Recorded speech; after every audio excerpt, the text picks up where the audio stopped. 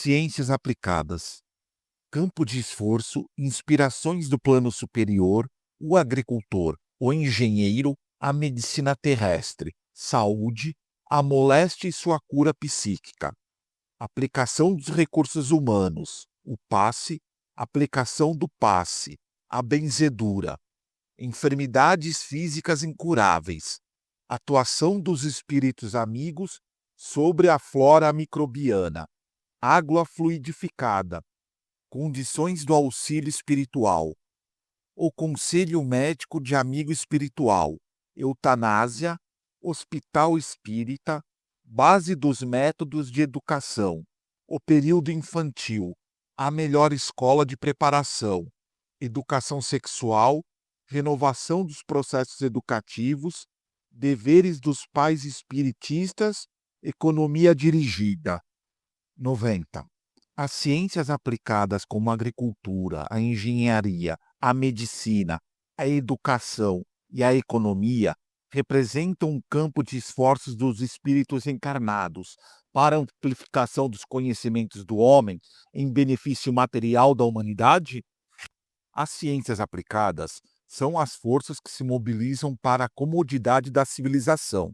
Todavia, apesar de suas características materiais, é dentro de seus quadros que se organizam os esforços abençoados dos espíritos, em prova de regeneração ou em missões purificadoras, na sua marcha ascensional para o perfeito, entrosando-se com as atividades complementares das demais expressões científicas do planeta. Todas se harmonizam nas lutas dos homens como recursos terrenos para o desiderato das finalidades divinas. 91. No quadro das ciências, as inspirações do plano superior são destinadas a determinados estudiosos ou lançados de maneira geral para todos os cientistas. Nos departamentos da atividade científica existe, às vezes, esse ou aquele missionário, com tarefa especializada e conferida, tão somente ao seu esforço. Em se tratando, porém, de ideias e aparelhos novos, nos movimentos evolutivos, as inspirações do plano espiritual são distribuídas em todas as correntes do pensamento humano, percebendo-as, contudo, somente aqueles que se encontram sintonizados com as suas vibrações. 92. O agricultor, aplicando os conhecimentos da ciência para a melhoria do seu meio ambiente, elevação do seu nível social em que se encontra, cumpre também uma missão espiritual? O homem recebeu igualmente uma grande tarefa junto ao solo do globo, fonte de manutenção de sua existência, competindo-lhe o bom serviço de cultivar e aperfeiçoar o trato da terra. Sobre a sua ordenação transitória, porquanto é na oficina do orbe que ele se prepara de modo geral para o seu futuro infinito, cheio de beleza e de realizações definitivas no plano eterno. 93. O engenheiro, na movimentação dos patrimônios materiais do orbe, alargando as possibilidades de comunicação entre os povos, é amparado pelas forças espirituais? As fontes de proteção do plano invisível amparam todos os esforços generosos e sinceros que objetivam não só o aperfeiçoamento da escola planetária, como também o dos seus filhos. Assim, temos que reconhecer no engenheiro abnegado um obreiro do progresso e da fraternidade. Essa é a razão pela qual as grandes obras da engenharia, em sua feição beneficiária, apesar de materiais, possuem elevada significação pela extensão de sua utilidade ao espírito coletivo. 94. Como é considerada nos planos espirituais a medicina terrena? A medicina humana, compreendida e aplicada dentro de suas finalidades superiores, constitui uma nobre missão espiritual. O médico honesto e sincero, amigo da verdade e dedicado ao bem, é um apóstolo da providência divina, da qual recebe a precisa assistência e inspiração, sejam quais forem os princípios religiosos por ele esposado na vida. Em face 95. Em face dos esforços da medicina, como devemos considerar a saúde? Para o homem da Terra, a saúde pode significar o equilíbrio perfeito dos órgãos materiais. Para o plano espiritual, todavia, a saúde é a perfeita harmonia da alma, para a obtenção da qual, muitas vezes, a necessidade da contribuição preciosa das moléstias e deficiências transitórias da terra. 96. Toda moléstia do corpo tem ascendentes espirituais? As chagas da alma se manifestam através do envoltório humano. O corpo doente reflete o panorama interior do espírito enfermo. A patogenia é um conjunto de inferioridades do aparelho psíquico. E é ainda na alma que reside a fonte primária de todos os recursos medicamentosos definitivos. A assistência farmacêutica do mundo não pode remover as causas transcendentes do caráter mórbido dos indivíduos. O remédio eficaz está na ação do próprio espírito enfermiço. Podeis objetar que as injeções e os comprimidos suprimem a dor. Todavia, o mal ressurgirá mais tarde nas células do corpo. Indagarás aflitos quantos as moléstias incuráveis pela ciência da terra, e eu vos direi que a reencarnação em si mesma, nas circunstâncias do mundo envelhecido nos abusos, já representa uma estação de tratamento e de cura, que é a enfermidade da alma tão persistente que podem reclamar várias estações sucessivas, com a mesma intensidade nos processos regeneradores. Se as enfermidades são de origem espiritual, é justa a aplicação dos medicamentos humanos, a cirurgia, etc.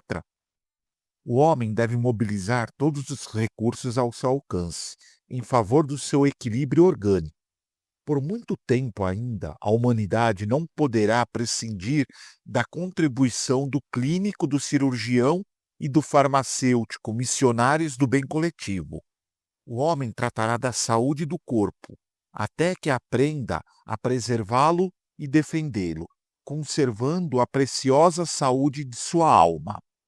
Acima de tudo, temos de reconhecer que os serviços de defesa das energias orgânicas no processo humano, como atualmente se verificam, asseguram a estabilidade de uma grande oficina de esforços santificadores do mundo.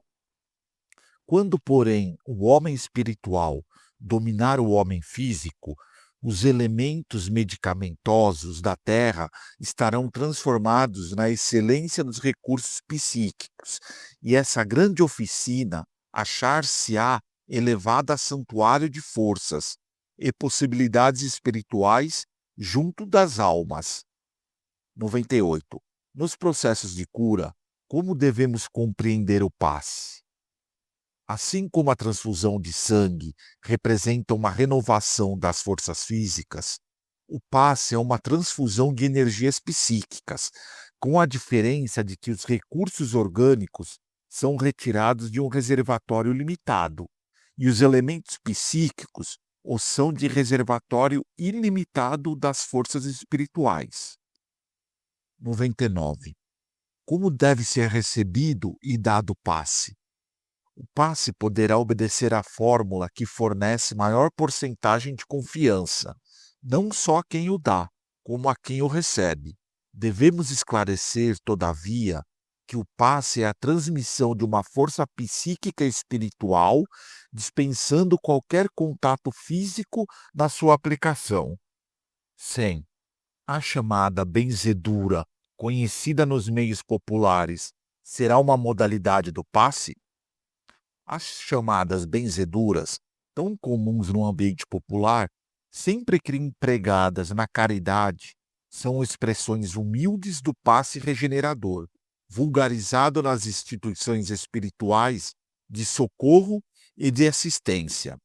Jesus nos deu a primeira lição nesse sentido, impondo as mãos divinas sobre os enfermos e sofredores, no que foi seguido pelos apóstolos do cristianismo primitivo. Toda boa dádiva e de bom perfeito vem do alto, dizia o apóstolo na profundeza de suas explanações. A prática do bem pode assumir as fórmulas mais diversas. Sua essência, porém, é sempre a mesma diante do Senhor. 101. Por que não será permitida às entidades espirituais a revelação dos processos de cura da lepra, do câncer, entre outros? Antes de qualquer consideração, devemos examinar as leis das provações e a necessidade de sua execução plena. Na próxima natureza da Terra e na organização de fluidos inerentes ao planeta, residem todos esses recursos, até hoje inaprendidos pela ciência dos homens. Jesus curava os leprosos com a simples imposição de suas mãos divinas. O plano espiritual não pode quebrar o ritmo das leis do esforço próprio, como a direção de uma escola não pode decifrar os problemas relativos à evolução dos seus discípulos. Além de tudo, a doença incurável traz consigo profundos benefícios, que seria das criaturas terrestres sem as moléstias dolorosas que lhes apodrecem a vaidade. Até onde poderiam ir o orgulho e o personalismo do espírito humano sem a constante ameaça de uma carne frágil e atormentada? Observamos as dádivas de Deus no terreno das grandes descobertas, mobilizadas para a guerra de extermínio, e contemplemos com simpatia os hospitais isolados e escuros, onde tantas vezes a alma humana se recolhe para as necessárias meditações. 102. Podem os espíritos amigos atuar sobre a flora microbiana nas moléstias incuráveis, atenuando os sofrimentos da criatura? As entidades amigas podem diminuir a intensidade da dor nas doenças incuráveis, bem como afastá-la completamente se esse benefício puder ser levado a efeito no quadro das provas individuais, sobre os desígnios sábios e misericordiosos do plano superior. 103. No tratamento ministrado pelos espíritos amigos, a água fluidificada para um doente terá o mesmo efeito em outro enfermo? A água pode ser fluidificada de modo geral, em benefício de todos.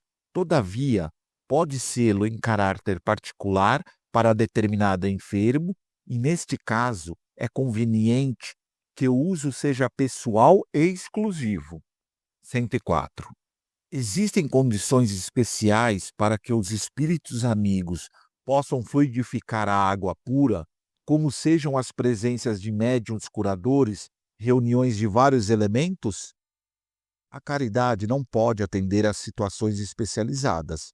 A presença de médiuns curadores, bem como as reuniões especiais, de modo algum pode constituir o preço do benefício aos doentes. Porquanto os recursos dos guias espirituais nessa esfera de ação podem depender do concurso medianímico, considerando o problema dos méritos individuais. 105. O fato de um guia espiritual receitar para determinado enfermo é sinal infalível de que o doente terá de curar-se? O guia espiritual é também um irmão e um amigo, que nunca ferirá as vossas mais queridas esperanças, aconselhando o uso de uma substância medicamentosa, alvitrando essa ou aquela providência. Ele cooperará para as melhoras de um enfermo, e, se possível, para o pleno restabelecimento de sua saúde física, mas não poderá modificar a lei das provações ou os desígnios supremos do plano superiores. Na hipótese da desencarnação, porque, dentro da lei, somente Deus, seu Criador, pode dispensar. 106. A eutanásia é um bem no caso de moléstia incurável? O homem não tem o direito de praticar a eutanásia em caso algum, ainda que a mesma seja a demonstração aparente de uma medida benéfica.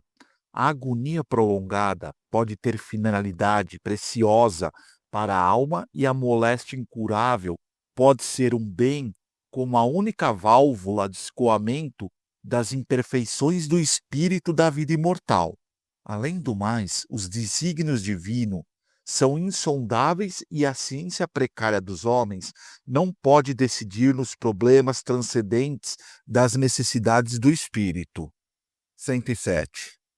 Um hospital espírita tem utilidade para a família espírita? A fundação de um hospital em cujos processos de tratamento estejam vivos os princípios do espiritismo evangélico constitui realização generosa, na melhor exaltação dos ensinos consoladores do mensageiro celestial.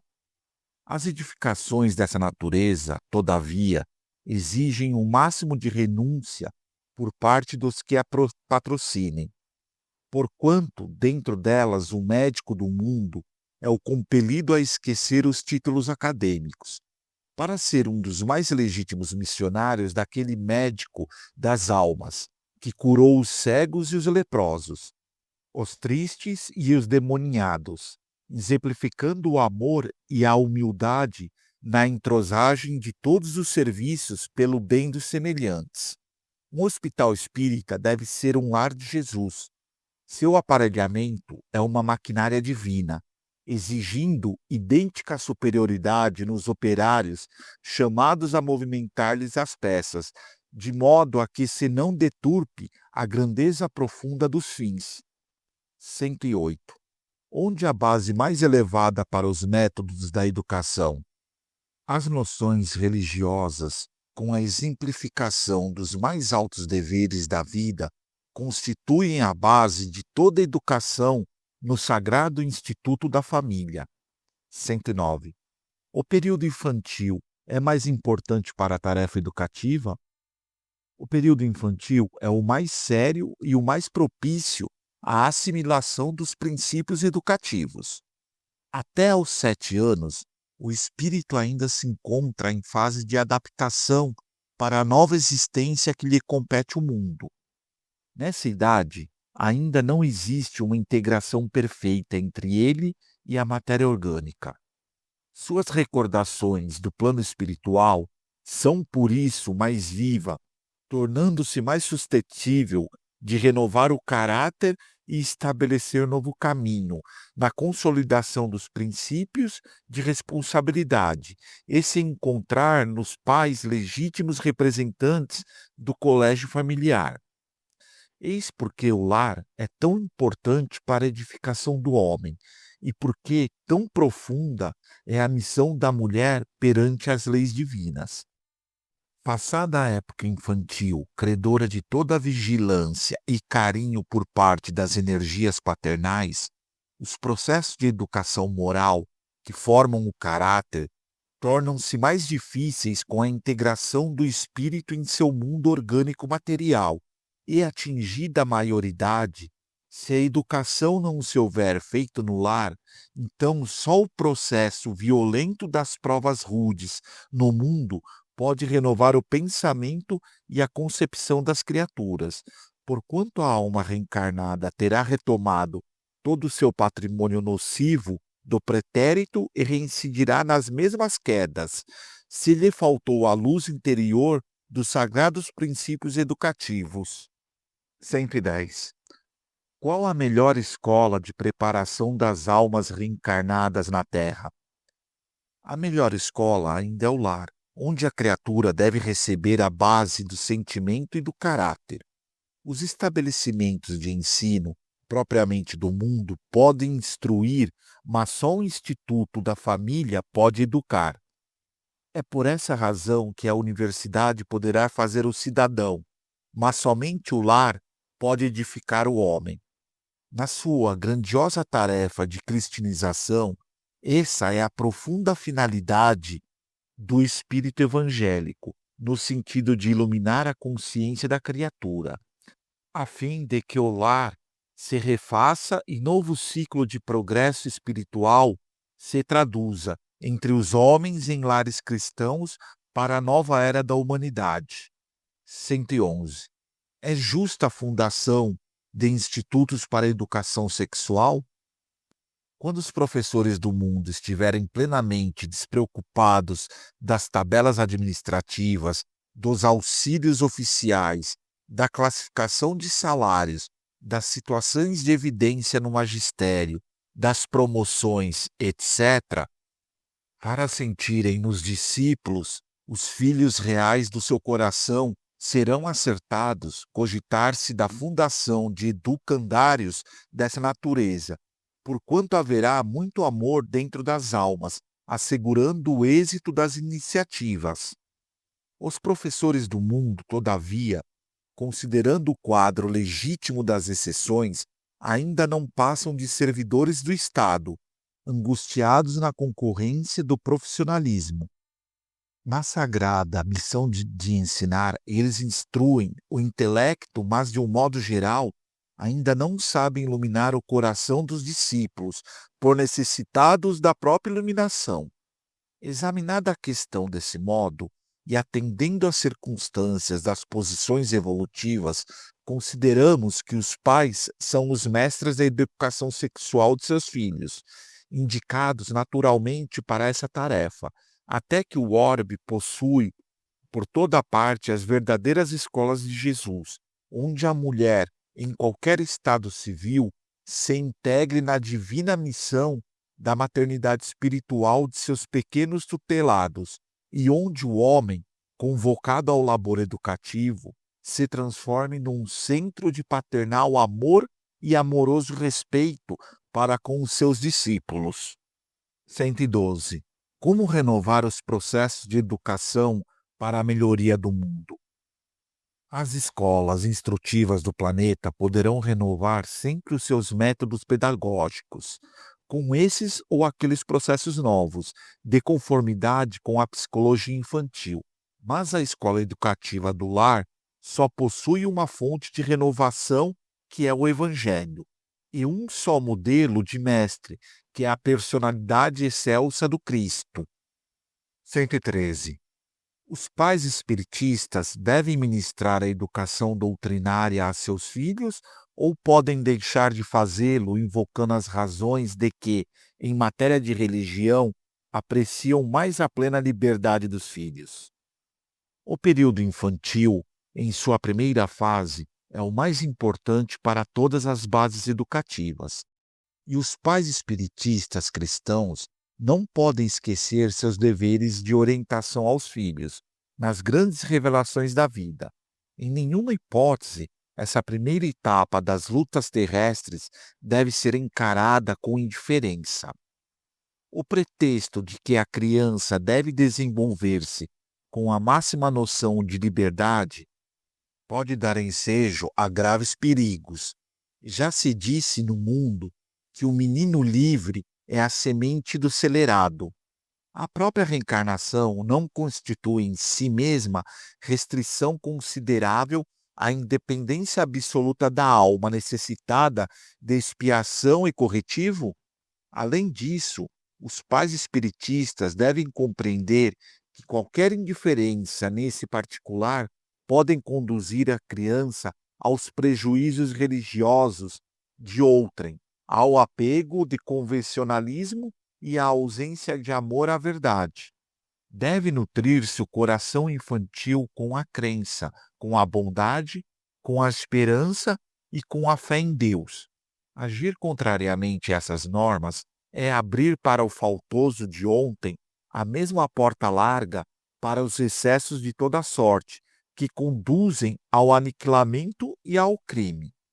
Os pais espiritistas devem compreender essas características de suas obrigações sagradas, entendendo que o lar não se faz para a contemplação egoísta da espécie, mas sim para o santuário onde, por vezes, se exige a renúncia e o sacrifício de uma existência inteira. 114. A economia deve ser dirigida? No que se refere à técnica de produção, à necessidade da repartição e aos processos de consumo, é mais que justa a direção da economia. Porém, nesse sentido, todo excesso político que prejudique a harmonia na lei das trocas, de que o progresso depende inteiramente, é um erro condenável, com graves consequências para toda a estrutura do organismo coletivo. Tais excessos deram causa aos sistemas autárquicos de governos da atualidade, onde encarecem todos os ideais de justiça, economia e de fraternidade, em virtude dos erros de visão do mau nacionalismo. A vida depende de trocas incessantes, e toda restrição a esses elevados princípios de harmonia é uma passagem para a destruição revolucionária, onde se invertem todos os valores da vida. Que a economia seja dirigida, mas que as paixões políticas não penetrem os seus domínios de equilíbrio e reciprocidade, porquanto na sua influência nefasta o bastar-se-á a si mesmo. É a ideologia sinistra da ambição e do egoísmo, onde o fermento da guerra encontra o clima apropriado para suas manifestações de violência e extermínio. Filosofia. Interpretação da filosofia. 115. É a filosofia a interpretação sintética de todas as atividades do espírito em evolução na Terra? A filosofia constitui, de fato, a súmula das atividades evolutivas do espírito encarnado na Terra. Suas equações são as energias que fecundam a ciência, espiritualizando-lhe os princípios, até que, unidas uma à outra, indissoluvelmente penetram o atrito divino das verdades eternas. 116. O homem físico está sempre ligado ao seu pretérito espiritual? Como a maioria das criaturas humanas se encontra em lutas expiatórias, podemos figurar o homem terrestre como alguém a lutar para desfazer-se do seu próprio cadáver, que é o passado culposo, de modo a ascender para a vida e para a luz que reside em Deus. Essa imagem temo-la na semente do mundo que, para desenvolver o embrião, cheio de vitalidade e beleza, necessita do temporário estacionamento no seio lodoso da terra, a fim de se desfazer do seu envoltório, crescendo em seguida para a luz do sol e cumprindo sua missão sagrada, enfeitada de flores e frutos. 117. A inteligência, julgada pelo padrão humano, será a súmula de várias experiências do espírito sobre a Terra? Os valores intelectivos representam a soma de muitas experiências em várias vidas do espírito no plano material. Uma inteligência profunda significa um imenso acervo de lutas planetárias. Atingida esta posição, se o homem guarda consigo uma expressão idêntica de progresso espiritual pelo sentimento, então estará apto a elevar-se a novas esferas do infinito, para a conquista de sua perfeição. 118. Como se registram as experiências do espírito em uma encarnação para servirem de patrimônio evolutivo nas encarnações subsequentes? É no próprio patrimônio íntimo que a alma registra suas experiências, no aprendizado das lutas da vida, acerca das quais guardará sempre uma lembrança inata nos trabalhos purificadores do porvir. 119. Como devemos proceder para dilatar nossa capacidade espiritual? Ainda não encontramos uma fórmula mais elevada e mais bela que a do esforço próprio. Dentro da humildade e do amor, no âmbito de trabalho e de lições da terra, onde Jesus ouve por bem instalar a nossa oficina de perfectibilidade para a futura elevação dos nossos destinados de espíritos imortais. 120. Pode existir inteligência sem desenvolvimento espiritual? Diremos melhor, inteligência humana sem desenvolvimento sentimental, porque nesse equilíbrio do sentimento e da razão é que repousa atualmente a dolorosa realidade do mundo.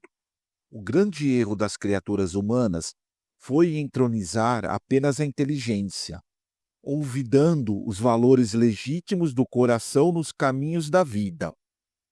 121. O meio ambiente influi no espírito?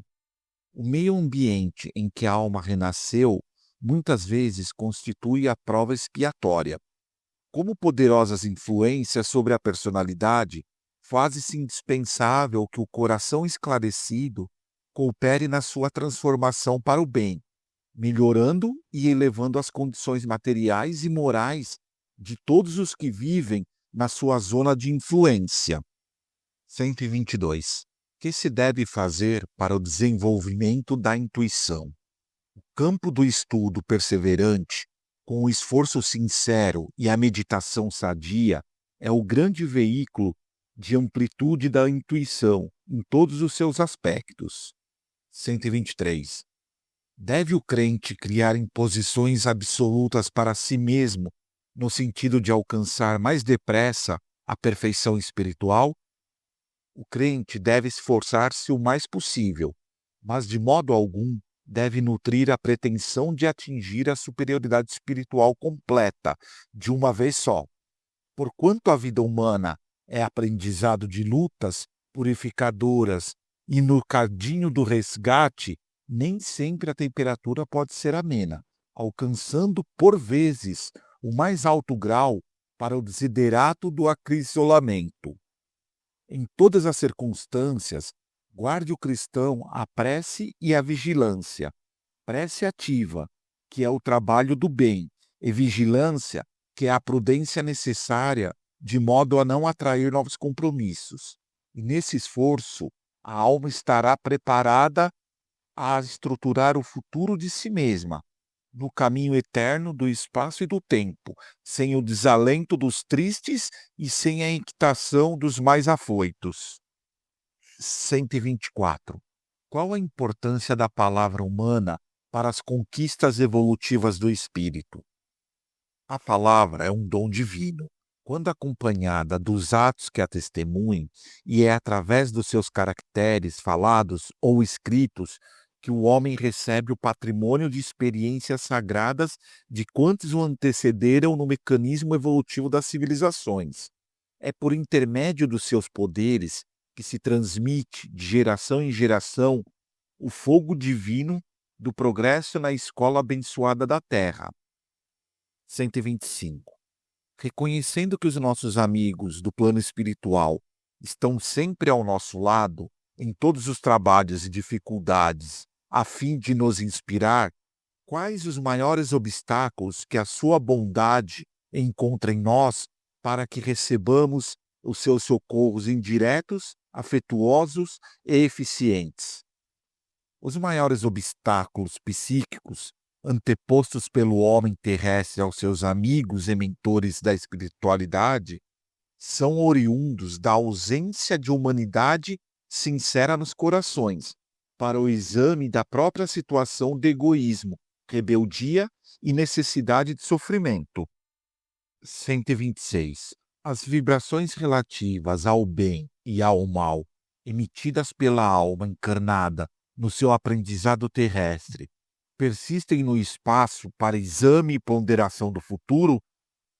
Haveis de convir convosco que existem fenômenos físicos transcendentes em demasia, para que possamos examiná-los devidamente na pauta exígua dos vossos conhecimentos atuais. Todavia, em se tratando de vibrações emitidas pelo espírito encarnado, somos compelidos a reconhecer que essas vibrações ficam perenemente gravadas na memória de cada um. E a memória é uma chapa fotográfica, onde as imagens jamais se confundem. Bastará a manifestação da lembrança para serem levadas ao efeito todas as ponderações, mais tarde, no capítulo das expressões do mal e do bem. 127. O preceito do corpo, são, mentalidade sadia, poderá ser observado tão somente pelo hábito dos esportes e labores atléticos? No que se refere ao corpo são, o atletismo tem papel importante e seria de ação das mais edificantes nos problemas de saúde física. Se o homem, na sua vaidade e egoísmo, não houvesse viciado também a fonte da ginástica e do esporte, transformando-a em tablado de entronização da violência, do abestardamento moral da mocidade, iludida com a força bruta e enganada pelos imperativos da chamada eugenia ou pelas competições estranhas do grupo sectários, desviando de suas nobres finalidades um dos grandes movimentos coletivos em favor da confraternização e da saúde. Bastará essa observação para compreendermos que a mentalidade sadia somente constituirá uma realidade quando houver um perito equilíbrio entre os movimentos do mundo e as conquistas interiores da alma. 128. A vida do irracional está revestida igualmente das características missionárias? A vida do animal não é propriamente missão, apresentando, porém, uma finalidade superior que constitui a do seu aperfeiçoamento próprio. Através das experiências benfeitoras do trabalho e da aquisição, em longos e pacientes esforços, dos princípios sagrados da inteligência. 129. É um erro alimentar-se o homem com a carne dos irracionais?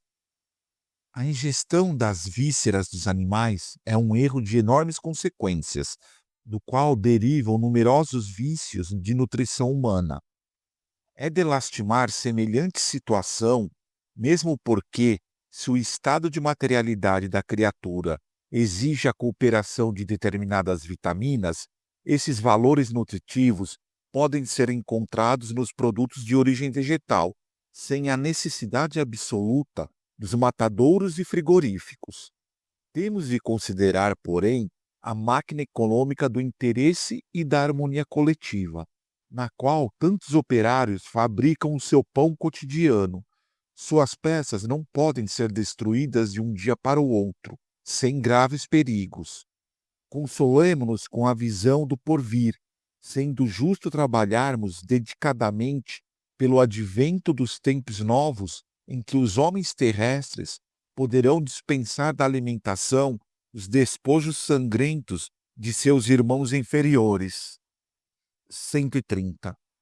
Operários do aprendizado terrestre, como devemos encarar o texto sagrado do "Lembra-te do dia de sábado para santificá-lo", quando as obrigações de serviço proporcionam para isso os domingos? O descanso dominical deve ser sagrado pelo homem, não por se tratar de um domingo, mas em virtude da necessidade de se estabelecer uma pausa semanal aos movimentos da vida física.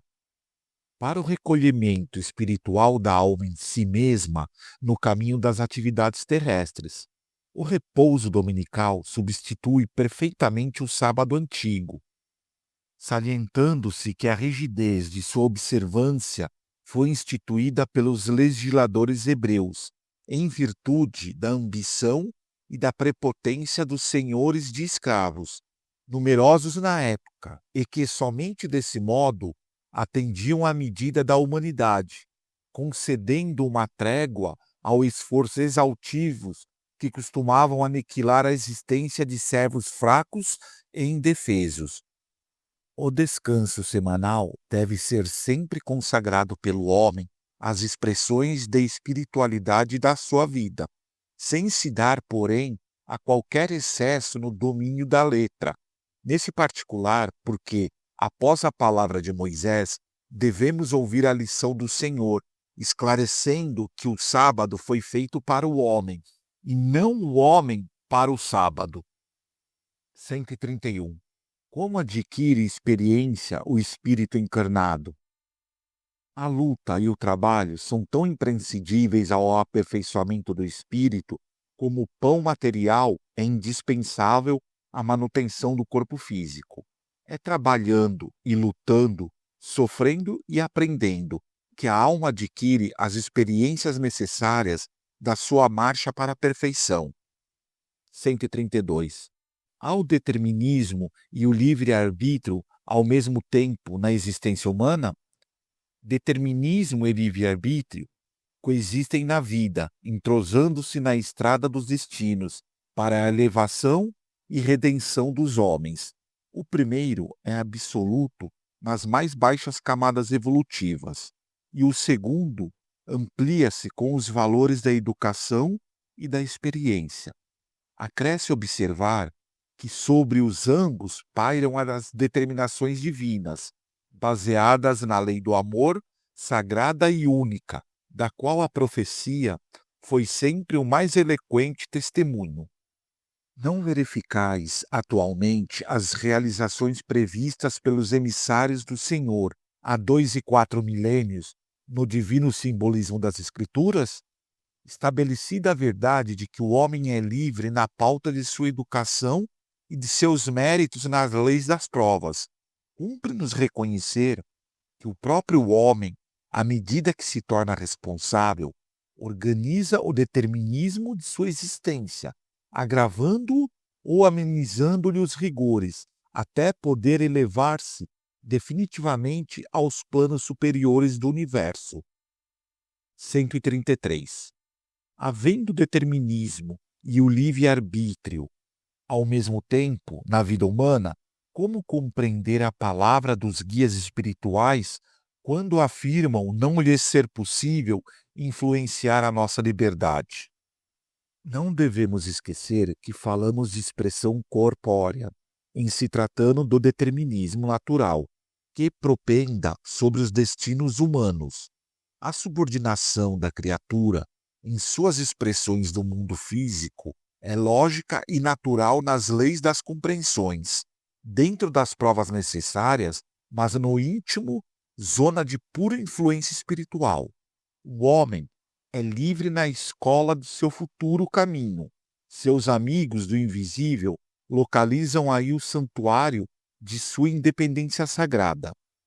Em todas as situações, o homem educado pode reconhecer onde falam as circunstâncias da vontade de Deus, em seu benefício, e onde falam as que se formam pela força de sua vaidade pessoal ou do seu egoísmo. Com ele, portanto, estará sempre o mérito da escolha nesse particular. 134. Como pode o homem agravar ou amenizar o determinismo de sua vida? A determinação divina da sagrada lei universal é sempre a do bem e a da felicidade para todas as criaturas. No lar humano, não vê um pai amoroso e ativo com um largo programa de trabalho pela aventura dos filhos? E cada filho, cessado o esforço da educação na infância, na preparação para a vida, não deveria ser um colaborador fiel da generosa providência paterna pelo bem de toda a comunidade familiar? Entretanto, a maioria dos pais humanos deixa a terra sem ser compreendida, apesar de todo o esforço despendido na educação dos filhos. Nessa imagem muito frágil, em comparação com a paternidade divina, temos um símile da situação. O espírito que, de algum modo, já armazenou certos valores educativos é convocado para esse ou aquele trabalho de responsabilidade junto de outros seres em provação rude ou em busca de conhecimento para a aquisição da liberdade. Esse trabalho deve ser levado a efeito na linha reta do bem, de modo que esse filho seja o bom cooperador do seu Pai Supremo, que é Deus. O administrador de uma instituição, o chefe de uma oficina, o escritor de um livro e o mestre de uma escola têm a sua parcela de independência para colaborar na obra divina e devem retribuir a confiança espiritual que lhes foi deferida.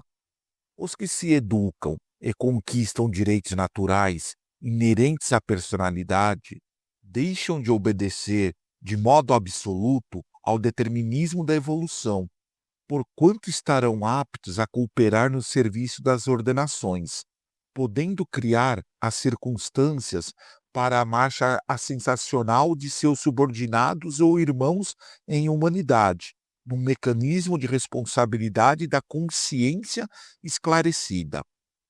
Nesse trabalho de ordenar com Deus, o filho necessita considerar o zelo e o amor paterno, a fim de não desviar sua tarefa do caminho reto. supondo-se senhor arbitrário das situações, complicando a vida de família humana e adquirindo determinados compromissos, por vezes bastante penerosos, porque, contrariamente aos propósitos dos pais, há filhos que se desabaratam os talentos, colocado em suas mãos na preguiça, no egoísmo, na vaidade ou no orgulho. Daí a necessidade de concluirmos com a apologia da humanidade, salientando que o homem que atingiu certa parcela de liberdade está retribuindo a confiança do Senhor, sempre que age com a sua vontade misericordiosa e sábia, reconhecendo que seu esforço individual vale muito não por ele, mas pelo amor de Deus que o protege e ilumina na edificação de sua obra imortal. 135. Se o determinismo divino é do bem, quem criou o mal? O determinismo divino se constitui de uma só lei, que é a do amor para a comunidade universal. Todavia, confiando em si mesmo mais do que em Deus, o homem transforma sua fragilidade em foco de ações contrárias a essa mesma lei, efetuando desse modo uma intervenção indébita na harmonia divina. Eis o mal. Urge recompor os elos sagrados dessa harmonia sublime. Eis o resgate. Vede, pois, que o mal, essencialmente considerado, não pode existir por Deus, em virtude de representar um desvio do homem, sendo zero na sabedoria e na providência divina. O Criador é sempre o Pai generoso e sábio, justo e amigo, considerando os filhos transviados como incursos em vastas experiências. Mas como Jesus e os seus prepostos são sempre cooperadores divinos e eles próprios instituem as tarefas contra o desvio da criatura humana, focalizam os prejuízos do mal com a força de suas responsabilidades educativas, a fim de que a humanidade siga retamente no seu verdadeiro caminho para Deus. 136. Existem seres agindo na Terra sob determinação absoluta? Os animais e os homens, quase selvagens, nos dão uma ideia dos seres que agem no planeta, sob determinação absoluta. E essas criaturas servem para estabelecer a realidade triste da mentalidade do mundo, ainda distante da fórmula do amor com que o homem deve ser o legítimo cooperador de Deus, ordenando com a sua sabedoria paternal. Sem saberem amar os irracionais e os irmãos mais ignorantes colocados sob a sua imediata proteção, os homens mais educados da terra exterminam os primeiros para sua alimentação, escravizam os segundos para o objeto de exploração grosseiras, com exceção do modo a mobilizá-los a serviço de seu egoísmo e de sua ambição. 137. O homem educado deve exercer vigilância sobre o seu grau de liberdade? É sobre a independência própria que a criatura humana precisa exercer vigilância maior. Quando o homem educado se permite examinar a conduta de outrem de modo leviano ou inconveniente, é sinal que a sua vigilância padece desastrosa deficiência, porquanto a liberdade de alguém termina sempre onde começa uma outra liberdade, e cada qual responderá por si, um dia, junto à verdade divina. 138. Em se tratando das questões do determinismo, qualquer ser racional pode estar sujeito a erros? Todo ser racional está sujeito ao erro, mas a ele não se encontra obrigado. Em plano de provações e de experiências como a Terra, o erro deve ser sempre levado à conta dessas mesmas experiências, tão logo seja reconhecido pelo autor direto ou indireto, tratando-se de aprovar os seus resultados. Em idênticas circunstâncias da vida, sendo louvável que as criaturas abdiquem a repetição dos experimentos em favor do seu próprio bem no curso infinito do tempo. 139. Se na luta da vida terrestre existem circunstâncias por toda parte, qual será a melhor de todas, digna de ser seguida? Em todas as situações da existência, a mente do homem defronta circunstâncias do determinismo divino e do determinismo humano.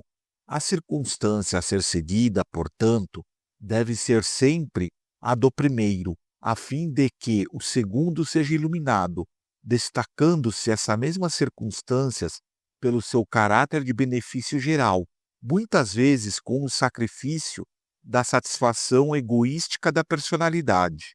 Em virtude dessa característica, o homem está sempre habilitado em seu íntimo a escolher o bem definitivo de todos e o contentamento transitório do seu eu, fortalecendo a fraternidade e a luz, ou agravando o seu próprio egoísmo. 140. Os astros influenciam igualmente na vida do homem? As antigas assertivas astrológicas têm a sua razão de ser. O campo magnético e as conjunções dos planetas influenciam no complexo celular do homem físico, em sua formação orgânica e em seu nascimento na Terra. Porém, a existência planetária é sinônimo de luta, e as influências astrais não favorecem a determinadas criaturas. Urge que estas lutem contra os elementos perturbadores, porque, acima de todas as verdades astrológicas, temos o Evangelho. E o Evangelho nos ensina que cada qual receberá por suas obras, achando-se cada homem sobre as influências que merece. 141. Há influências espirituais entre o ser humano e o seu nome, tanto na Terra como no espaço? Na Terra ou no plano invisível, temos a simbologia sagrada das palavras. Todavia, o estudo dessas influências requer um grande volume de considerações especializadas. E como o nosso trabalho humilde é uma apologia ao esforço de cada um, ainda aqui temos de reconhecer que cada homem recebe as influências a que se faz jus, competindo a cada coração renovar seus próprios valores, em marcha para realizações cada vez mais altas, pois que o determinismo de Deus é o do bem, e todos os que se entregarem realmente ao bem triunfarão de todos os óbices do mundo. 142. Poderíamos receber um ensinamento sobre o número 7, tantas vezes utilizado no ensino das tradições sagradas do cristianismo? Uma opinião isolada nos conduzirá a muitas análises nos domínios da chamada numerologia, fugindo ao escopo de nossas cogitações espirituais. Os números, como as vibrações, possuem a sua mística natural, mas em face de nossos imperativos de educação, temos de convir que todos os números, como todas as vibrações, serão sagradas para nós, quando houvermos santificado o coração para Deus, sendo justo, nesse particular, copiarmos a antiga observação do Cristo sobre o sábado, esclarecendo que os números foram feitos para os homens, porém, os homens não foram criados para os números.